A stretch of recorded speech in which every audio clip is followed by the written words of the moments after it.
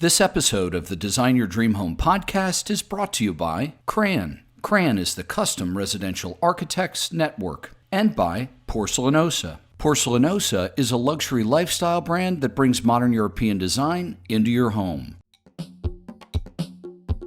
You are listening to the Design Your Dream Home podcast with Doug and Steve. Doug and Steve are architects, and they're here to help you design your dream home.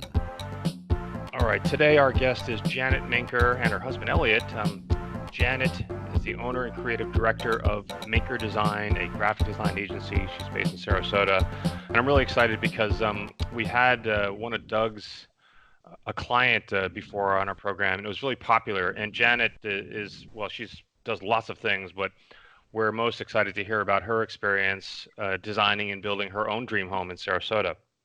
So I met Janet when she was the director of the Sarasota Architectural Foundation. At that time, I was working on the Sarasota Modern Hotel. So I was doing a lot of research and trying to understand the history of modernism in Sarasota. And of course, Janet was an amazing resource. And I was also very impressed by their mission, in which I learned more about SAF, they call it, Sarasota Architecture Foundation. It's dedicated to increasing awareness of the Sarasota School of Architecture movement, helping to preserve and rehabilitate its irreplaceable buildings and demonstrating its relevance to the contemporary built environment. And this is work that she continues to do. I don't think she's the director anymore, but maybe you're on the board, or I don't know. I always see you there, so you're still part of it and still active in all of those sorts of things. So that's how I first knew Janet. And then, of course, I learned about her own experiences with her own home. So we'd love to hear about that. So Janet and Elliott, thank you very much for joining us. Thank you. Thank you. It's great to talk with you guys. Welcome, guys. Thanks. Okay. So, Elliott, can you give a little background about yourself? Because I gave some on Janet. You and I have met, but I didn't realize, I'm sorry, I didn't even ask your background. I was talking to Janet, but maybe you can give us a little background. I think Janet's the more significant background. No. I lived in Washington, D.C. all my life until moving to Sarasota about 10 plus years ago. And I was in some various capacities with government work and government contracting. And I got an interest in building and facilities management and pursued that career. And then for a change of life, we moved to Sarasota in late 2008.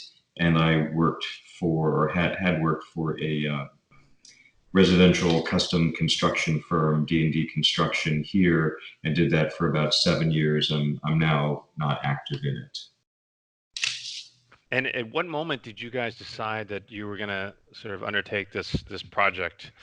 I know, as I mentioned, you're very active in the design community, and I mean, Janet, you know every architect there is. I mean, how do you start? I mean, how do we begin? How to begin? Well, we lived in Bethesda, Maryland, outside of DC, Washington D.C. for many years, and we had two renovation experiences. One significant addition to a 1960s mid-century modern house with Cunningham Quill up in DC. That was an amazing experience. We did have contractor and builders and so forth, and worked with the architect. But it wasn't until we moved to Sarasota and we learned more about the Sarasota School of Architecture, which is this amazing movement that happened in the late 40s, 50s with Paul Rudolph and Victor Lundy. And we took this course, kind of learning more about it. And we met at that time, of course, everything was, the total recession. But we met all the major architects in town in the class, Carl Abbott, Michael Halflance, and so forth. And then we did meet Jonathan Parks, and he was young architect, and we were very excited about his enthusiasm. He loved our ideas. I mean, we wanted to do a modern house, and so we were originally going to renovate, a small bungalow or something. But Sarasota, as you know, is kind of unique. And we didn't want to stand out like a sore thumb in some of these more mature neighborhoods. And kind of serendipity, we discovered a vacant lot on Lido Shores neighborhood, which is a significant mid-century modern neighborhood with the world famous Umbrella House, which happens to be just a few doors down from us. So that was sort of intriguing, and we said, let's go for it. Let's actually build a house from the bottom up and design it. So we chose Jonathan. We interviewed 3 architects. They were all wonderful and highly competent and able to do it. Jonathan stood out as being very engaged and enthusiastic, and again, it was a difficult decision. We went with him and continued working for about a year in the design and permitting process. So this is a good first maybe lesson. Is that well, because you had met all these architects from your class, but basically even probably knowing that maybe you like this person or that person, you decided to interview formally a few, and I assume you would recommend that highly to anyone undertaking this process. Absolutely. It's as in the contracting world, you get your three bid minimum and make a decision based on that. Not that going with any one of the 3 after the first meeting would have been an error, but I think it's always good to get perspectives, and you get ideas that you normally would not perhaps come up with, and each person had a slightly different perspective on what could be built. And it was I want to let Doug go ahead. Go ahead. No, Doug. it's okay. I was just wondering, it was the enthusiasm of the architect. Was it his age or his interest in modernism or his interest in what you guys wanted? Was the reason that you chose him? I think yes to all above. Okay, yeah. Well, it's interesting for our listeners. They're trying to figure out how to pick somebody to work with, and it's a big deal. I mean, you end up. How long did you end up working with the architect on the project? Many years. Well, Right. I think the design process, which was an interesting one because we were involved, almost physically with it, sitting with the architects and designing on, I guess it was SketchUp at the time, and designing it in 3D as opposed to 2D and converting it to 3D.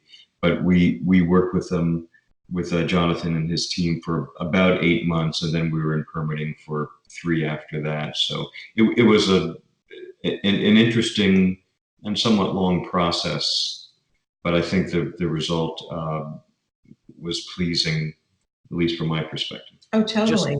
You mentioned 3D, and again, this is something that has really changed the profession over the last 10 or 15 years. So architects can now work in 2D and 3D at the same time, and clients can look at the images of what they're ultimately going to get in 3 dimensions. It's really changing the business. I understand now that some of the people that I'm working with are using virtual reality, right? So they throw glasses on in the office and they can walk through their project. So did you guys know that the architect you chose had that capability right away? I'm not sure we did. From past experiences, you're designing off elevations and plans, and then they cobbled, depending on how many years ago, they cobbled together a 3D rendering, which you can look at and say that looks pretty. In our case, we developed. Janet and I sketched out a very basic blocky design just for intent, which had a private wing, a public wing, a connector, and a pool bisecting it, which of course is basically rectangle, rectangle, rectangle. Certainly not suitable for any final work. And then Jonathan and company took that and expanded upon it. They gave us three of their takes initially, 2 of which we discarded for various reasons, and we went with the third, which is the basis of the house as it now exists.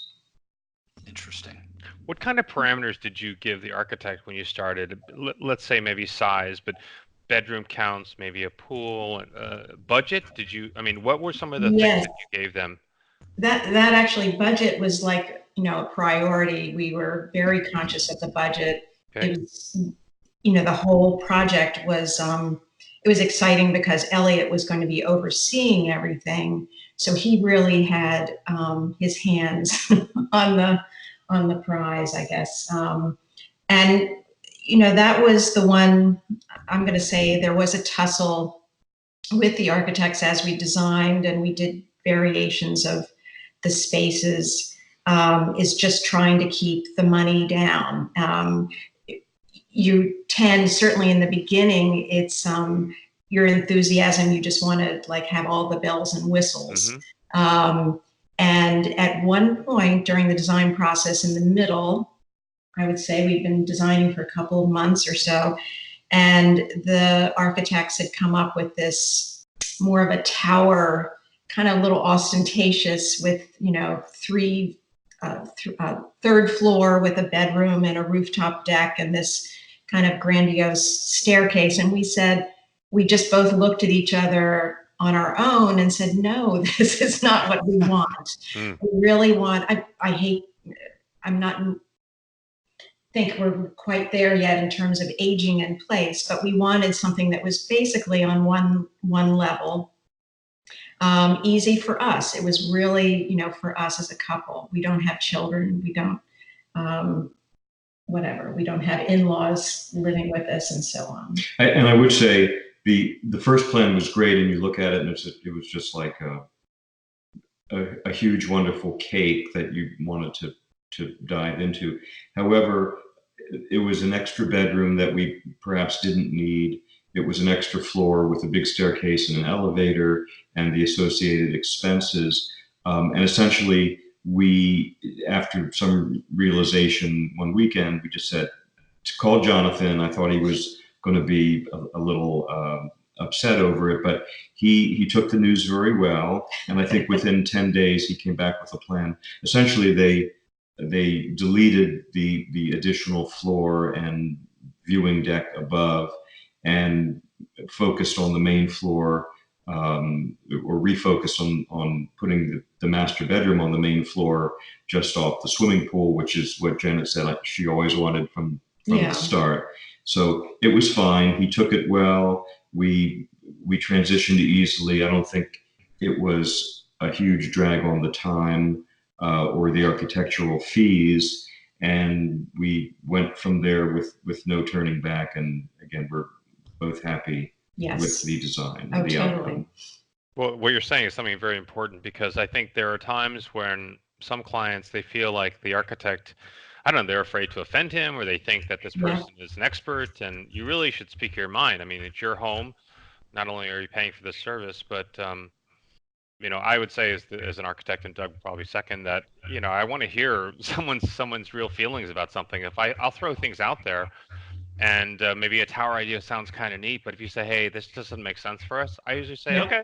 I mean, I've got a lot of, it's fine. I've got other ideas, but I'd rather hear that right away rather than you guys let me go in this direction and then don't say anything. And then who knows, it would be terrible if you built it and we're unhappy with it. And I would say, why'd you say something? Say, oh, we don't want to offend you. I say, it's your house. Don't. Exactly. Yeah. Good point.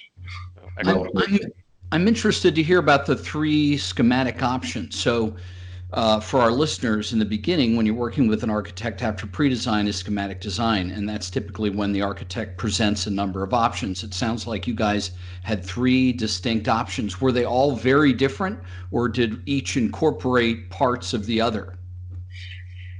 I'm just going to jump in really quickly. The first thing, our lot is very unusual. We're on a corner, so 2 big setbacks. And I think the options kind of included, having the front of the building or the entrance on one street versus another. So I think that kind of drove it in terms of, how, if we're facing the east or facing north. And living in a semi-tropical climate, that's kind of a big deal. You really have to think about the light and the sight and so forth. Right, and I don't think there might be one 90-degree angle on the property, but certainly not more than that. So it was an interesting kind of modified pie-shaped lot, and Jonathan, I think, accommodated that very well. The Two of the three schematics, I believe, focused more on the exterior, on the street side. So the bulk of windows were there rather than facing the back of the house. But facing the back and facing the pool, Jonathan's concept was, we're a half block from the Gulf of Mexico, but unless you stand between some trees, you don't really see it from our house. So to get a water view, or quote water view, the interior of the house, which is a modified horseshoe, let's say, but all the interior walls facing the pool give you that wonderful view. So it's trees and plantings and a pool at pretty much grade, at the elevated grade. Let me back up and say, due to FEMA regs, we had to build up 6 or 7 feet from surrounding, grade, from the nominal grade on our lot. But once you get up to the main living level, you look out on the pool, and it's 6 or 8 water level 6 or 8 inches below the floor, and looks like you're on grade with a backyard pool, as everyone around us has. Interesting. And just for clarification, when you refer to FEMA regs, you're basically talking about in that region, you have to build the building at a certain elevation because it floods. So you just have to make sure that the building is sort of elevated. It potentially floods. So there's a base flood elevation, and I think we're 12 feet above it. So, and for safety and for future, we hope the house has a happy existence for 50 or more years, and you don't know with whatever changes are going on with the environment, at some point maybe that does become an issue. But we're actually a foot and an inch above the required level, thinking that at some point the FEMA spec might change a bit. So, anyways, the entry to the house is gradual. You're not trudging up a bunch of stairs immediately. It's a few stairs and a landing, and a few stairs and a landing, and so forth. So it's a nice, gentle entry into the home. And then once you're in it, you look out on a very nice vista, and you're not really aware that you're above ground. Excellent. So, okay, so we talk about options. I almost often talk about variations, because once some of the key principles of this site and this house sort of become, I don't know, evident to everybody, like the living room should look at the lake or something like this, that we all agree. And now let's see, maybe not the living room on the opposite side, but rather maybe it's a different shape or something like this. So I think of them almost as variations. So I imagine probably once the kind of basic plan came into clarity, you started to have variations. So where in this process do you say, let's stop, let's get on the envelope here, at the back of the envelope, and figure out where we are budget wise? Where do you do that, Elliott? When do you just start to kind of say, okay, how, now we kind of see what this is, what's this going to cost us? Where are we? So my other background in my other life, or my early life, concerned a lot of financial planning and budgeting and manipulation of figures. So I am an Excel user from when it was called Microsoft Multiplan, which you may be too young to remember. I believe you are too young to remember. Yeah, I'm like 21. I'm the spreadsheet-oriented person, and having worked in construction here, I did the budgets, which were usually 3 pages of 150 lines of various elements of the construction project.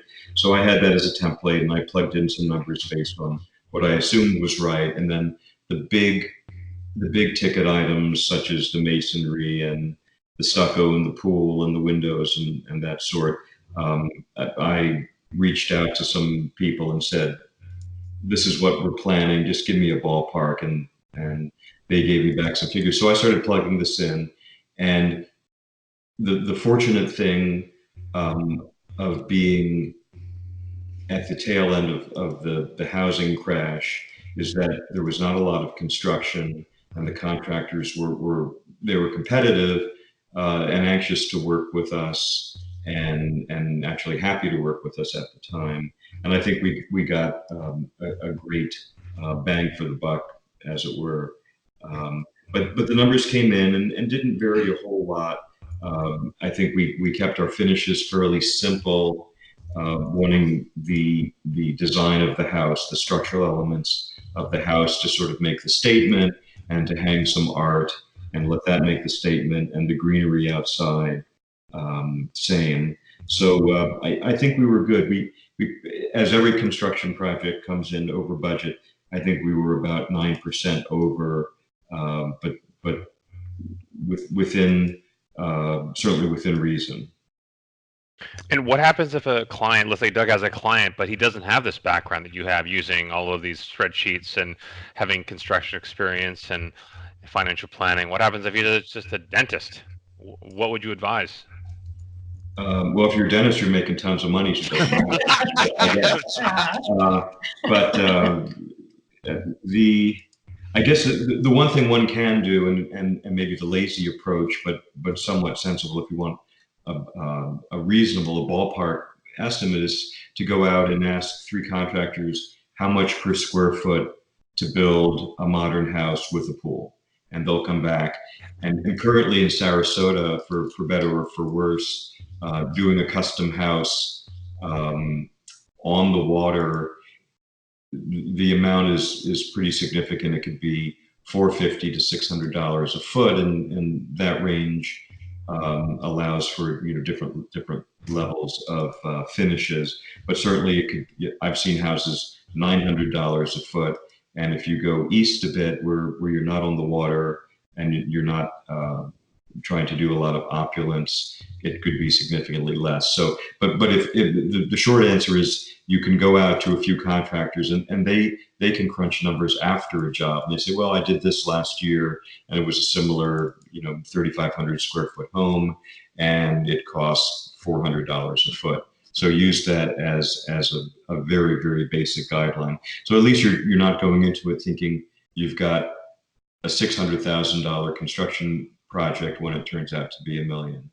Hold on a second. $450 a square foot? Is that what's happening right now? Is that a lot or a little? That seems a lot to me for a kind of. No way. Well, that would You're be in Greenwich, Doug. Way over that. That would be on the water, so you have the extra burden structurally of foundation work, and you can't just pour a slab and do it because of the FEMA regulations. So part of that is anything on the water is going to be pretty much at a low grade FEMA wise. So you've got to either do an elevated slab, or you've got to do some walls and pack it with a lot of soil and what have you, and then pour a slab on top of that. So it's not as easy as building without the FEMA regulations requirements. Right. So let me ask you a question. So did your architect like the idea that you would be the general contractor? I'm not sure if he commented on it one way or another. It wasn't an option. I was new to the business here, but had done some construction, mostly office work up north, which is, pour a slab, build it out, pour a slab, build it out, offices, cubicles, and a conference room and a bathroom and a coffee room. Mm-hmm. So it was very Wonder Bread-ish, just a very basic thing. And down here, you certainly have a lot more interesting aspects going on in each house as individual. But I hope I demonstrated enough understanding of the project that he wasn't nervous about it. And I don't think the discussion ever came up. And since Jonathan and I had and still have a good personal relationship, I could call him and say, Jonathan, I got this, but the pool guy says that the foundation is going to be in the middle of the deep end of the pool. What do I do? Not literally, but if I had a problem, I went to Jonathan, and I think we worked it out cordially, and we had no arguments. We had one discussion where Jonathan wanted a small porthole window somewhere in the front of the house so we could see guests as they came to the front door. And I said, I can't deal with a round element here. And he argued back and forth, or discussed it back and forth for 5-10 minutes, and we finally said no, and he said okay, and moved on. Hasn't been discussed since. That's all you guys argued about? That's amazing. No. There were definitely more arguments. I remember he did sort of Discussions, a, not a arguments. little bit of a disagreement, maybe in terms of me being a woman, but I kept saying, I was concerned about storage and about closets, and he kept scoffing, sort of, making that as a joke, but it was no joke to me because I knew when you live in a modern house, you want things to be very clean, the aesthetic and so forth, and it is important to be able to hide away your, extra stuff. One interesting thing too, in working with Jonathan and working with Elliott, and we had our friend Sam Dixon, who was an older contractor, and he had restored and built a number of homes in Sarasota. And we came up with some of the major design elements that were different from the initial architect's plans. One is that, this wonderful staircase kind of approach to the front door, when the front door is all glass and you look through and you see the pool beyond. But when you approach the front door, there's also water on either side. So you're walking across this bit of water, a small pond, and the pond actually, it has the illusion that it is part of the pool that you see in the distance. So it was very cool, very sexy, and I'm really proud of that. I think that's very cool. And that was Sam's idea. That was Sam's idea. The entry pond. You don't really walk on water, even though Janet might be able to. There are some stepping stones there. Yeah. This episode of the Design Your Dream Home podcast is brought to you by CRAN. CRAN is the Custom Residential Architects Network. CRAN is the leading resource and voice for architects who focus on collaborative design with homeowners. CRAN provides support, advocacy, and education for custom residential projects, as well as professional development for its members via forums, symposia, publications, and local activities. To learn more about CRAN, visit www.aia.org/CRAN. This episode of the Design Your Dream Home podcast is brought to you by Porcelanosa. With 30 showrooms in the United States and Canada, Porcelanosa is a luxury lifestyle brand that'll make your next project's dream into a reality. From a wide selection of tiles and mosaics to modern bathroom and kitchen cabinetry designs, Porcelanosa makes it easy to bring modern European design elements into your home. Visit porcelanosa-usa.com to learn more. So, Janet, when you have so much experience and access to so much, images and places, and how do you convey and how do you sort of narrow it down? I mean, because I would say that you've been in every great Sarasota modern house, I'm sure, right? You probably have like 12 million ideas, and now it's time to design your one place, and you probably can't afford or want 12 million ideas. How do you decide? Like, how do you kind of narrow it down? I think I was actually looking through our old notes, and I, was kind of like ripping pages out of books like everybody does, and going online and looking at Hal's, and which was just starting, I guess, back then when we were designing the house. So just kind of keeping records of what we really liked, and you start to see this trend. And of course, we had our house back in Bethesda that was we just loved. And so there were a lot of elements that we kind of kept from that too. I think the big thing being in Sarasota was it's all about the light. It's all about the spaces. I mean, you can look everywhere you walk in this house, you can look up and you see the sky, you see the birds flying by. We have an outdoor shower, which is where we shower every day. That was also another one of our things, insisting that we do this. And Jonathan thought that was kind of quirky, but it's, it's this small little space, and it makes us very happy. But I think you just keep a record of the things that, really get your passion, get you excited, and you try to relate that. But the bottom line is too, we knew being hands-on homeowners and managers that we were going to be doing a lot of the stuff, the designing ourselves in terms of interior design, which is also really important.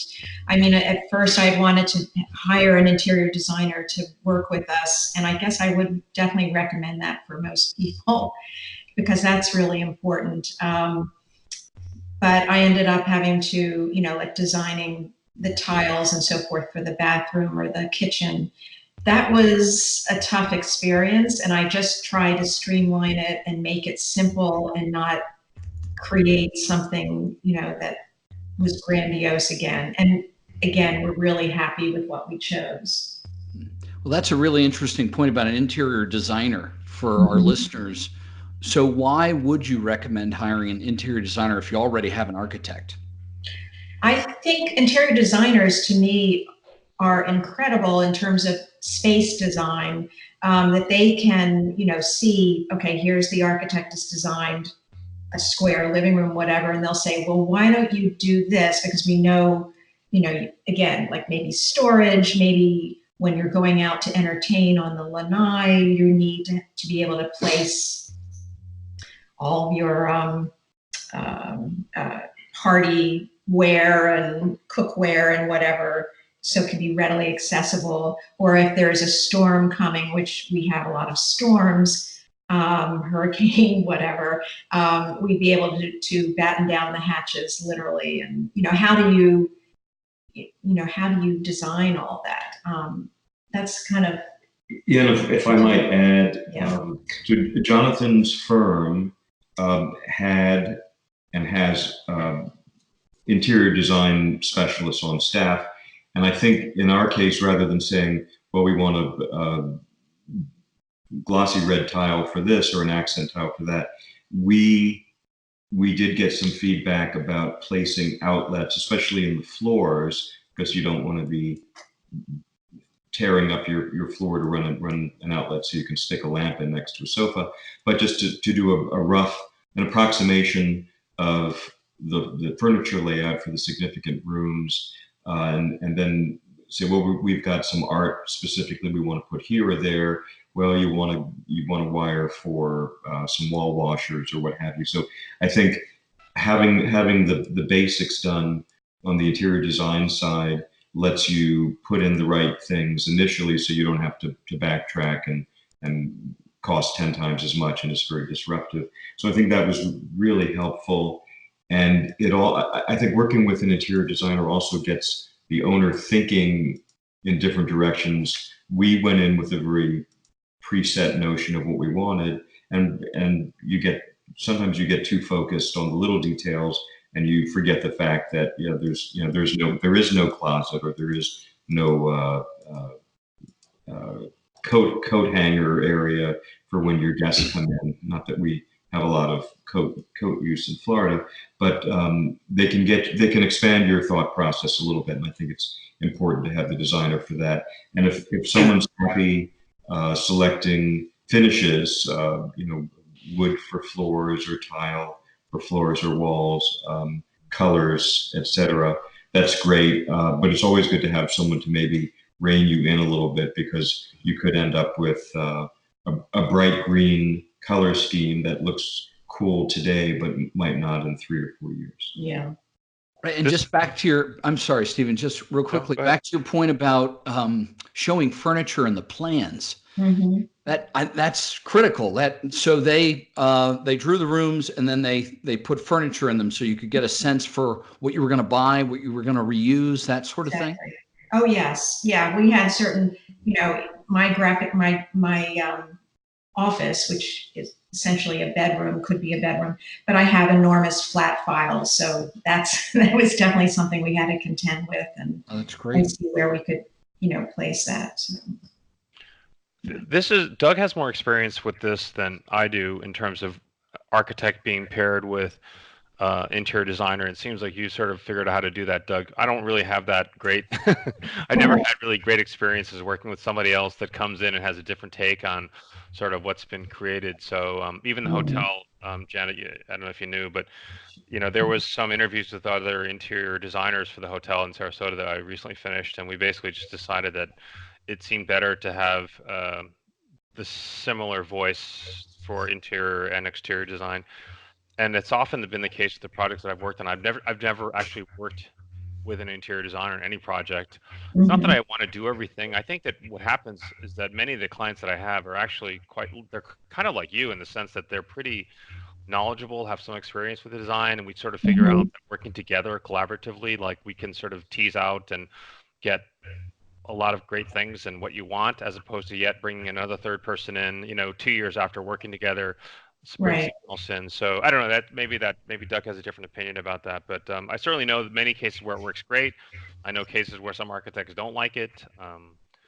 Interior designers, I assume, like it because they're brought in, but maybe there's cases where they would not like working with somebody else as well that are doing things which potentially could overlap. Right. Right. I agree with you. I mean, you want to be comfortable with your team and again, the aesthetic, the way people, design and so forth. I mean, lighting is really important too. Yep. That was something that I think that would have been an interesting thing to have a take of having an interior designer, talk about lighting. But we worked, as Elliot said, we're not dentists. Right. We had our stuff, our modern furniture, and we knew what we wanted. This is what we were going to live with. Hmm. And then thinking, let's build the house. We may, Elliot is also a furniture designer, Oh so boy. it's cool. The dining room tended to be a little longer, let's say, or bigger space than what we were used to in the past. But he's designed like an amazing table to fit the space, but that was something after the house was built, and there were a lot of things that I think that it was important once we moved in to feeling the spaces, and then you can kind of upgrade or kind of do some changes there. Right. No, that's a very good point. And so, Ellie, what haven't you done now? I mean, We also did the landscape design. Oh my really? goodness. Well, again, we live just a block from the Gulf of Mexico, and it's mostly everything is very it's broken shell, the sand and so forth.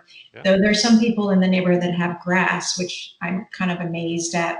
But it's very beachy. And one thing too, living in Sarasota, we learned about the indigenous plants, and Hmm. we wanted this to be very sustainable and relatively easy to maintain, and be conscious of water and whatever. And we did have a tree professional landscape designer who did some work when a large banyan in front of the house could not remain. And prior to that, I think when we first moved in, we did hire a landscape designer who was very, very much up to speed on the indigenous plants and what did not require additional watering, irrigation after they're planted, because that's a big deal. In Florida, even though you're pumping out of the ground, if one has a well, you still don't want to waste a whole lot of water. So I think what we put in looked appropriate to the house, grew in within 2 or 3 years, gave us a really nice shield. There was pretty much no landscaping around the house when we built it. And you do want a little privacy because we're in a very visible neighborhood, and there are architecture tours that wander through here every week or two, and you don't want people peering in and seeing what you're up to. Led by Janet. Yes, exactly, Some yeah. very specifically led by it, and Jonathan, who occasionally would bring small groups of 20 people into the house. Right. So, but I think the landscaping was very important and completes the whole picture. But I think that 9 years, 8.5 years after the house was moved into, I think we're very happy with the plants and the way they've matured. And they're not super high maintenance plants either.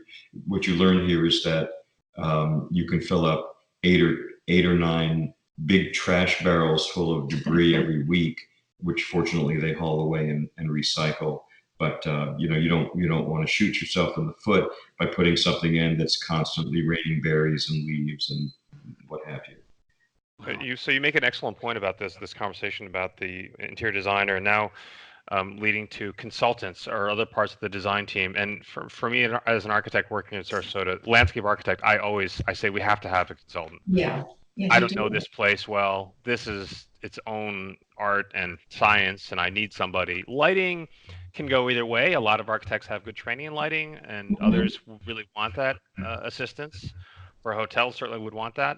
For the interiors, that's where I feel again. So that's, it goes by each architect. Probably I feel comfortable there, but definitely landscape. That's a really good point. Like I wouldn't know where to begin, and I could not speak knowledgeably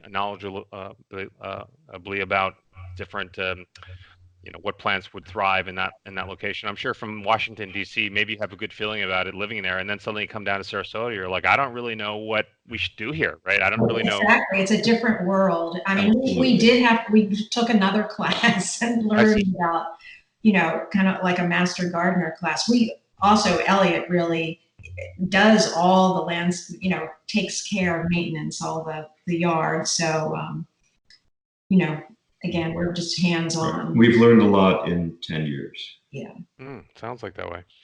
Hey, Doug, any as we go through this process now, we sort of have built their house now. Any thoughts about that process, the construction process? And well, yeah, to the point about all of these, there's a wide variety of things that you've got to think about when you're designing a house, right? So you got the shell, then you've got the interior, then you got the finishes, you got, of course, your furniture, lighting, landscape. I mean, there's way more. So there's lots of professionals that you could ultimately work with if you're not comfortable doing it yourself. I would go back to, you made a couple really good points that I just wanted to review really quickly. You talked about being 9% over budget. So that's a pretty comfortable number that I describe to clients as well. So I'll typically tell them that, by the time we're all said and done, you're probably going to be 10% over, if not more. So I think that's a really good number. The other point you guys made about the economy is a really good one. It's not something that everybody thinks about. So when nobody's really working, it's likely you're going to get a better price on your project. But if everybody's really busy, they're going to mark up the project because they're already busy. So I think that's really important. And then we never really talked about fees, and we don't necessarily have to. But what I was wondering was, in choosing Jonathan, were fees important, or did you choose Jonathan and then say, what do you charge? That is a good question, and Janet's pointing to some his proposal plug numbers for the proposal. But I think we looked around. There might have been a slight variation in the principal architect and the secondary architect's fees. And I think at the time, people weren't working, and people were happy to have the opportunity to do a house, and especially a custom house that was going to be unique and potentially serve as an ad for them or as a promotion for them.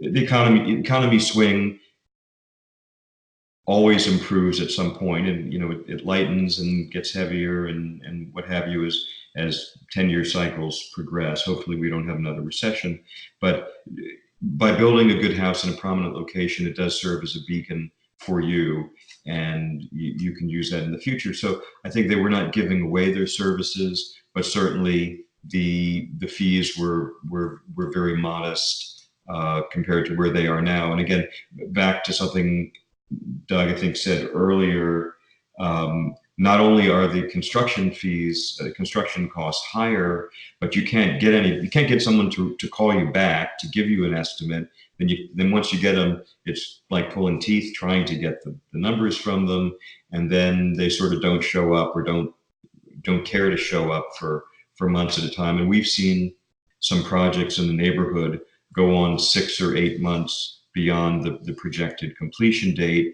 and it's sort of an inside joke. You don't even talk about it. It is what it is. But at the time, I think the fees for the architecture were certainly, my guess is they're probably 30 or 40% less than they are now, and that reflects the time passage and the inflation that would normally occur, but also just there's demand, and the good people are in demand, and they can pretty much turn in any direction and find work, I think. Right. And same for the construction specialists who do the custom work, as opposed to doing 40 houses in a development where the level of details is not quite as important. Right. Very good point. And one thing I'll say about that is, and of course, advocating for us at our profession, is that often people are looking at the design fees and they can be high, but they're always pale in comparison to construction. So you really want to have a good agent on your side that feels properly compensated, because let's say you're going to build $1 million house, maybe the fee of that is some percentage of that. The cost is the construction. It's less the fee. So I think always to not sort of select the lowest, let's say, fee of the architect, but rather the right fit. And you don't want to pay crazy over what other are paying, but you want to pay the right fee so that that person has your best interest going forward. And you know, again, the big number is the construction. I mean, this guy can, or girl, or can make a terrible mistake. It costs hundreds of thousands of dollars if they're not competent. So I think it's something to always be aware of. So I think that's really good. that first fee, and rather about making sure you have the right person that can kind of manage the entire process. Right, and there was, I think there was a number when we were in Washington, Bethesda, that it was doing a significant addition, two-story addition, was, I think, 15% of the projected construction fee you could sort of budget out for architecture, and I'm not sure if engineering was part of that. Down here, engineering is a huge component because of the hurricane regulations, and you have to have all the framing and all the masonry and the windows, shear walls, and all the windows have to be hurricane rated, or you have to have some shielding for them. So the engineering actually was sort of a surprising part of this, but that's a significant cost in a wind zone and flood zone like Florida. But of course, it's a great place to live, so you pay the little bit extra, and you have the security of knowing that your house will hopefully be standing if there's an event. Right. Hey, Doug, any sort of last questions for Janet and Elliott? I don't want to keep them No, I think longer. we're in great shape. I really appreciate you guys being here. This is wonderful. Oh, A unique couple. And although it sounds like your experience can be really helpful for people that are listening. Well, and I only have one comment, and it's not meant as a gratuitous plug, but I read somewhere years ago about the percentage of homes, residences that are designed by architects as opposed to the cookie cutter plan, and it's obviously a low number. But if you are someone who has the ability to build something unique and custom, and importantly, or most importantly, that fits your lifestyle, I think it's really important to hire an architect and other professionals to do, whether it's an addition or a major remodel, or certainly a new house. But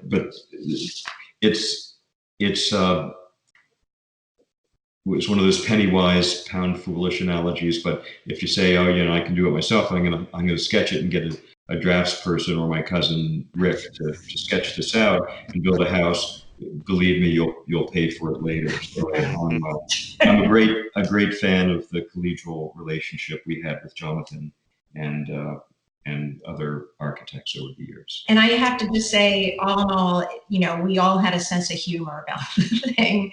And as Elliott said, we're good friends with Jonathan, and I think that's super important. You just have to be comfortable with your architect, and you just kind of know that you can, work together and have confidence that you can express what you want to do. And yeah, that's really important. I echo that. So normally at this time, what we do is we ask our guests to, give us website links, or are able to get, I don't know, people are asking questions, but I mean, is your house on your house tour, Janet? Is it something it isn't. Again, Jonathan sometimes brings groups of people over. Where there is a Sarasota mod architecture festivals coming up in November. It's November 8th to 10. And this neighborhood, there are quite a number of other houses that'll be on tour. Yeah, it's, but I had started a blog actually when we were starting to build the house. And I haven't kept it up in the last year or so, but that's kind of interesting to go back and see all the old construction. Do you want to share? Do you want to share that? I can. Yeah, I think it's called lidoliving.blogspot.com. Definitely. Awesome. No, it's great because, as I say, most of our guests have been designers or architects, and it's really interesting to hear the other side. Again, most of the audience that we have are homeowners, not architects, so it's great to hear your experiences. So thank you very much, both of you. I'll see you at the Mod Festival this fall. Oh, good. Oh, great. Excellent. I know we're having an opening party at your hotel. Of course, that's why. Doug, you should come down. Right. Oh, I'd really enjoy that. Be great. Yeah. All right. So thank you very much, guys. I really appreciate it. And I'll see you, Janet and Elliott, soon. Thank you both. Thank you, Elliott.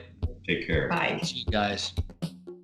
You've been listening to the Design Your Dream Home podcast with Doug and Steve. If you have any questions or want to give us any feedback on the show, feel free to reach us through our website at thedougandsteveshow.com. Thanks for listening, and we'll see you next time.